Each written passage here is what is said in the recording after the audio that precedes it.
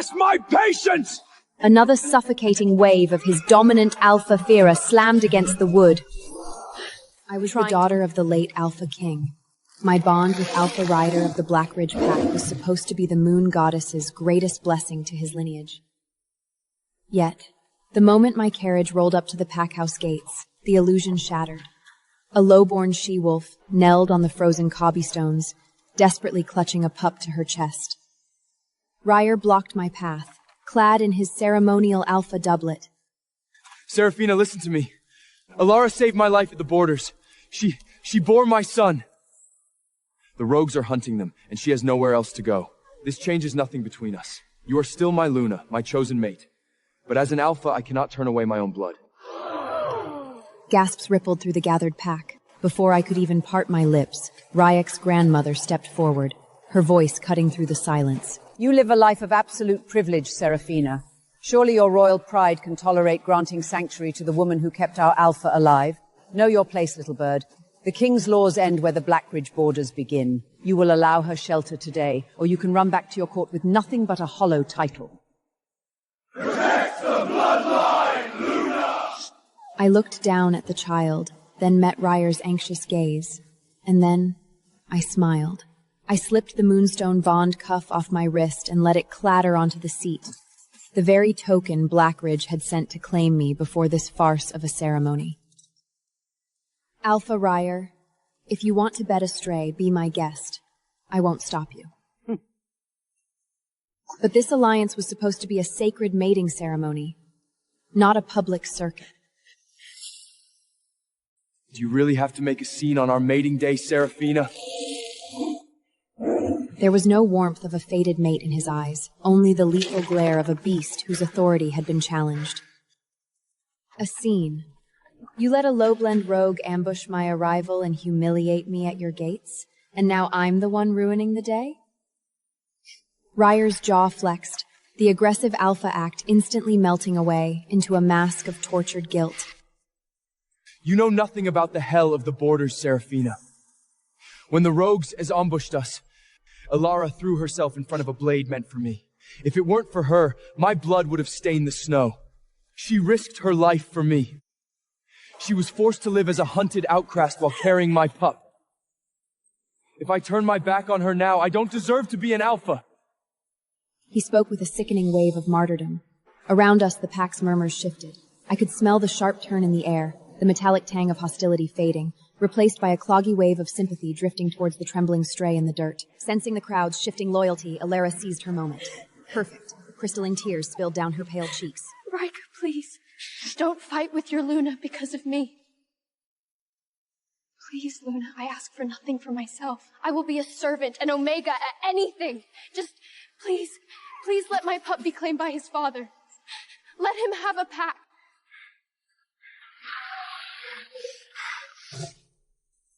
Look at her, Seraphina. How can you be so heartless? She is begging you on her knees. Have you no mercy for a mother trying to save her child? I watched their pathetic little performance unfold, my chest hollow, not from the heartbreak of losing a fated mate, but from the sheer absurdity of his audacity. Tell me, Ryker, did the border frostbite freeze your mind entirely, or have you always been this easily fooled? You allow a stray to weaponize her tears at my gates, defiling the sacred mating rites of the moon goddess. And you have the audacity to call me heartless? Ryker's jaw tightened as the truth hit its mark, but his warriors weren't so easily shamed. These were hardened border wolves, loyal only to their alpha and entirely indifferent to the Lycan King's authority. A scarred beta stepped forward, his fangs elongating as his low growl vibrated against the wood of my carriage. A deafening chorus of howls erupted from the 100 armored wolves behind him. Accept Elara! Let her stay! They used their sheer numbers as a weapon, flooding the air with aggressive, dominant pheromones. A blunt, suffocating threat. This wasn't a plea for mercy. It was a mutiny. Standing at the head of his men, a smug glint flashed in Ryker's eyes. His arrogant posture screamed his thoughts loud and clear. The pack has spoken. You are powerless here. Submit. I calmly withdrew my gaze and let the heavy velvet fall, shutting out the feral stench of their rebellion and the deafening noise. Turn us around. Now. My driver instantly cracked his whip, forcing the massive beasts pulling the carriage to wheel around. Before the carriage could move, a heavy iron staff slammed onto the cobblestones, striking mere inches from the lead beast's paws. Let's see who dares to leave my territory today! Flanked by 2 Omega maids, Vanina marched forward, planting herself like an immovable wall in front of my carriage. Her hair was a stark, brilliant silver, but her eyes burned with cold, vicious calculation. She wasn't some fragile elder. She was a legendary warlord who had bled in the border wars, alongside the late king himself. It was because of those battlefield scars that even the highest royals had once shown her deference. Seraphina, if you walk away now, do you think your family can survive the humiliation? She slammed her iron staff against the frozen ground. Her voice held no respect, only the suffocating arrogance of a matriarch demanding absolute submission. Let us be clear, Seraphina. Ryuk is the only reason the northern borders haven't collapsed. If you walk away over a petite grievance, you aren't just throwing a tantrum. You are declaring war on the Alliance. She wove the political trap flawlessly, shifting the blame entirely onto my shoulders. If I order the carriage to move now, I would be branded a selfish traitor to my own people. With his grandmother leading the charge, Riot's confidence surged. Listen to her, Seraphina. Don't let a petty bout of jealousy ruin your future. Our mating is already ordained. If you run back to your court crying like a spoiled pup, you'll be a laughingstock across the entire continent. I sat motionless inside the carriage, listening to the sickening wave of their self-righteousness. The hollow ache in my chest crystallized into pure, freezing clarity. A laughingstock. You think way too highly of yourself, Ryker. My survival doesn't depend on a coward who hides behind a stray. Ryker's face instantly drained of color, his eyes flashing, a dangerous, unstable gold. He looked less like a proud leader and more like a rabid hound that had just been kicked in the ribs. What did you just call me? The Alpha of the Blackridge Pack had just been branded a coward by his supposedly defenseless, wolfless mate, shamed before his entire territory. It was a wound deeper than a silver blade to the heart, a brutal stripping of his alpha pride. My Alpha, please don't be angry. Elara wept, her voice a fragile whisper. She scrambled up from the freezing cobstones, throwing herself frantically against his chest. Her trembling fingers clutched his dark mantle, while her other arm pressed the wailing pup to her chest. She's only lashing out in bitterness. It's all my fault. I'll leave right now, I swear it. I won't let you suffer her wrath on my account. She wailed about leaving, yet her feet remained firmly rooted to the stone. Her tear-filled eyes locked onto his, her gaze a perfectly calculated display of submissive devotion. Elora's tears were the final match thrown onto the powder kett. Ryker's restraint snapped completely. Stepping protectively in front of his crying mistress, he roared at my carriage. Seraphina, do not test my patience! Another suffocating wave of his dominant alpha Thera slammed against the wood, trying to force me to submission. You should be begging the moon goddess that I'm even willing to take you in! Your father is dead. You're just a wolfless runt with a hollow title. You have zero power here! A collective gasp rippled through the gathered wolves, followed by a suffocating, dead silence. No one had expected him to strip away the diplomatic facade so brutally. Vanna made no move to stop him. Instead, a satisfied smirk twisted her wrinkled features. To this savage pack, I was nothing but helpless prey cornered in a trap, waiting to be tamed. Ryker is right. Know your place, little bird. The Lycan King's laws end where the Blackridge borders begin. You will grant her shelter today, or you will leave this territory with nothing but your shame. The moment her words faded, hundreds of heavy-armored warriors stepped forward in perfect, terrifying unison. The sharp scrape of unsathed steel and the sicking pop of shifting claws filled the air. They boxed my carriage in, forming an impenetrable wall of muscle and dark iron.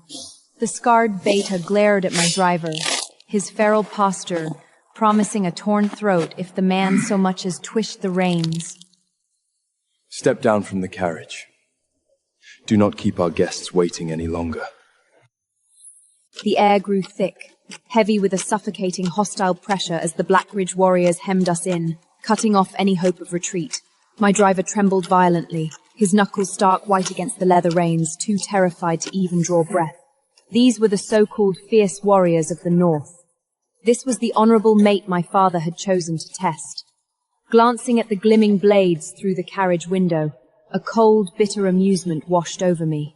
Ryker, do you honestly believe these Mongols are enough to break me? Ryker frowned, clearly irritated that I wasn't crumbling into a weeping, compliant bride. I'm doing this to protect you, Seraphina. He sighed, the very epitome of a patronizing, exhausted Alpha. Step out of the carriage. Elara is only here because I owe her a life debt, and my pup deserves the protection of these pack lands. Elara instantly bowed her head, baring her throat in a practiced show of absolute submission. Please, Luna, I will be your lowest servant. She sobbed, perfect tears spilling down her pale pink cheek right on cue. To the wolves watching, her pathetic performance painted me as a jealous, heartless tyrant, standing in the way of their alpha's bloodline. The restless murmurs of the pack grew louder, slipping past their baled fangs. She's completely heartless! Elara is begging on her knees! Our alpha bleeds for this pack. He has every right to protect his own flesh and blood. She's just a wolfless defect anyway. A spoiled runt looking down her nose at us. The air grew thick with the pack's sour, aggressive pheromones. Vona's smile widened into a smug sneer. She knew that within these borders, a pack's blind loyalty was a sharper weapon than any silver blade. If I let them brand me a jealous, wolfless defect, my title would mean nothing within these borders. Seraphina, I will ask you one last time. Vona said, her milky cataton-cladded eyes narrowing as she delivered her final ultimatum. Are you stepping out of that carriage or not? I didn't give her the satisfaction of an answer. Instead, I shifted my gaze to the scarred beta, leading the wall of wolves. What is your name?